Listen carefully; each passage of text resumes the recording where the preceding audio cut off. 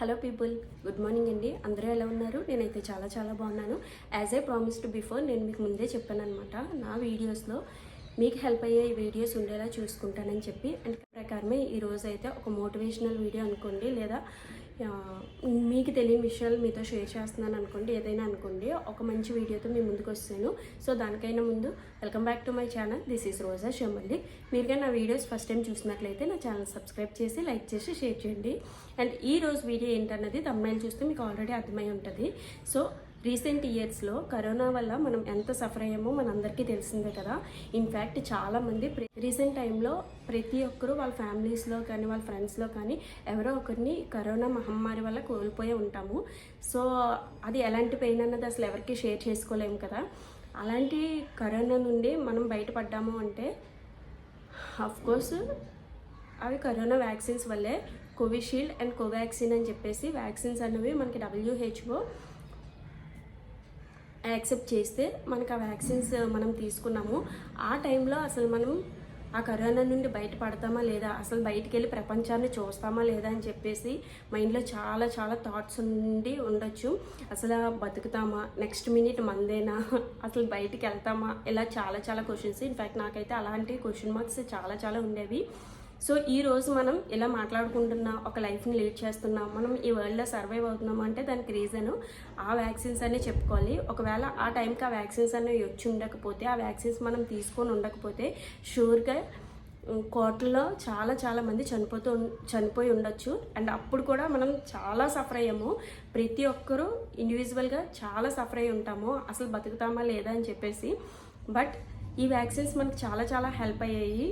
After that ఆ vaccines 1-2 booster vaccine అని చెప్పి 3 వ్యాక్సిన్స్ తీసుకున్న కొద్ది కాలం నుంచి మనకి అక్కడక్కడ హార్ట్ అటాక్స్ కానీ, అంటే ఎక్కువ యంగ్ ఏజ్లో ఉన్న వాళ్ళకైనా ఏజ్డ్ పీపుల్కైనా సడన్గా హార్ట్ అటాక్స్ రావడము, ఎక్కడ కూర్చుంటే అక్కడే కుప్పకూలిపోయి చనిపోవడము, లేదా బ్రెయిన్స్లో బ్లడ్ క్లాట్ అయిపోవడము, ఇలాంటి ఇష్యూస్ చాలా వస్తున్నాయి అన్నమాట. సో ఇలాంటి సడన్ డెత్స్ వల్ల అలా ఎఫెక్ట్ అయిన వాళ్ళు, కరోనా ఇంజెక్షన్స్ తీసుకున్న వెంటనే ఎఫెక్ట్ అయిన వాళ్ళు రిటర్న్ ఆ ఆర్గనైజేషన్ మీద, అదే ఆ వ్యాక్సిన్ మనకి ఇచ్చిన ఆర్గనైజేషన్ మీద రిటర్న్ కేసు ఫైల్ చేశారట. సో ఫైల్ చేసిన తర్వాత ఏ ఆర్గనైజేషన్ అది మా వల్లే అని చెప్పి యాక్సెప్ట్ చేయదు కదా, అలాగే యాక్సెప్ట్ చేయలేదు. బట్ రీసెంట్ టైమ్స్లో కోవిషీల్డ్ అనే ఆర్గనైజేషన్ ముందుకు వచ్చి మా వ్యాక్సిన్ తీసుకోవడం వల్ల రేర్గా సైడ్ ఎఫెక్ట్స్ ఉంటాయి అని చెప్పేసి దానికి అదే ఒప్పుకోవడం జరిగింది.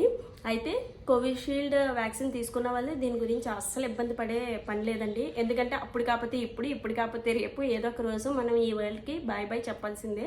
వాళ్ళు కూడా చెప్తున్నారు రేర్ కేసెస్లో. అండ్ వరల్డ్ హెల్త్ ఆర్గనైజేషన్ కూడా స్టార్టింగ్లో మనకు అదే చెప్పింది, 98% మాత్రమే భరోసా ఇచ్చిందనమాట. మరి రిమైనింగ్ 2% ఆర్ 1.4% సైడ్ ఎఫెక్ట్స్ ఉంటాయనే కదా దానికి అర్థం. సో ఆ రోజు ఏదేమైనా సరే ఆ రోజు మనం సర్వైవ్ అయ్యాము అంటే అది బికాస్ ఆఫ్ దీస్ వ్యాక్సిన్స్, అది మనం యాక్సెప్ట్ చేసి తీరాల్సిందే. సో ఆ కరోనా మహమ్మారి నుండి ఆ రోజు మనం పడ్డామంటే ఆ వ్యాక్సిన్సే కారణం. కాబట్టి ఈ రోజు దానికి బ్లేమ్ చేసే పని లేదు. అండ్ మనకి తెలుసు, మనం తీసుకుంటే ప్రతి వ్యాక్సిన్ ఆర్ ప్రతి మెడిసిన్ వల్ల మనకి ఎంతో కొంత సైడ్ ఎఫెక్ట్స్ ఉంటాయి. ఇప్పుడు మనం ఫీవర్ కనో, థైరాయిడ్ కనో ఏదో ఒక ట్యాబ్లెట్స్ యూజ్ చేస్తున్నాం, డయాబెటీస్ కనో, బీపీ కనో, ప్రతి దానికి సైడ్ ఎఫెక్ట్స్ షూర్గా ఉంటాయి, అవన్నీ మనకు తెలిసిందే కదా. బట్ అది మనిషి మీద ఎప్పుడు ఎలా ప్రభావం చూపిస్తుంది అన్నది మనకు తెలీదు. 30 ఏళ్ళకో 60 ఏళ్ళకో 70 ఏళ్ళకో ఏదో ఒక రోజు మనం ఈ వరల్డ్కి అయితే గుడ్ బై చెప్పాలి. కాబట్టి ప్రతి నిమిషము మనది అనుకొని జీవించేద్దాము. సో దట్ మనం అప్పుడే మన లైఫ్ని ఎంజాయ్ చేయగలము. ఈ వరల్డ్కి ప్రతి ఒక్కరూ ఒక అతిథిగానే వస్తాము, అతిథిగానే వెళ్ళిపోతాము.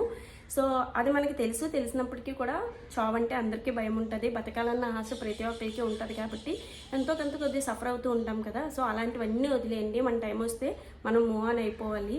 అండ్ మనం చనిపోవడం వల్ల ఇక్కడ ఏది ఆగిపోదు, అది గుర్తుపెట్టుకోండి.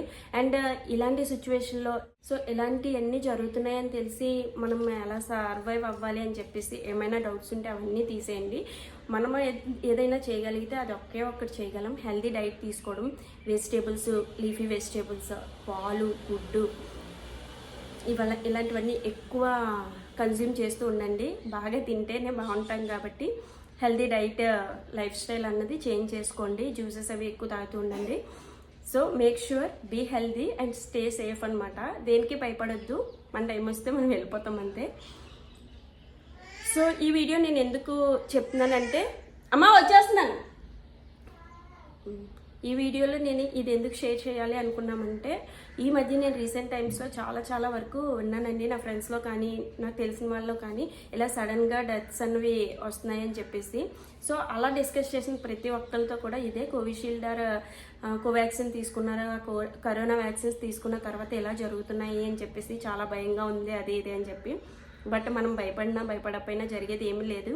ఈ రోజు ఆ వ్యాక్సిన్ ఉంది కాబట్టి ఇంకా ఇప్పుడు మనం లైఫ్ చూడగలుగుతున్నాము. లేదు అంటే ఆ కరోనా వచ్చే టైంలోనే మనం అందరం బాయ్ చెప్పవలసి వచ్చింది. సో స్టే స్ట్రాంగ్ అండి. నా వీడియోస్ కానీ మీకు నచ్చినట్లయితే నా ఛానల్ సబ్స్క్రైబ్ చేసి, లైక్ చేసి, షేర్ చేయండి. Stay tune to my channel for more upcoming videos. By.